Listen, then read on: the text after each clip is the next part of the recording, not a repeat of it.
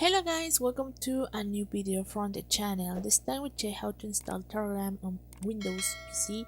So let's start. So first let's go to Google and write here Telegram. So let's write Telegram and then when we are here on Google we have the option that says Telegram Messenger. Just click here in this one and then just scroll down and you will have all the options for installing Telegram.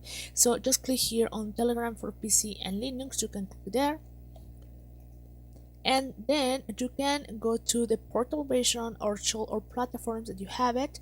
You have a Telegram for Windows x64, macOS, Linux, and Windows, depending on the version of you want. Just click here, and then the Windows will download the Telegram app. So that is how we can do it. I hope this works for you guys. Thank you for watching this video. Remember to subscribe and give thumb up to this video.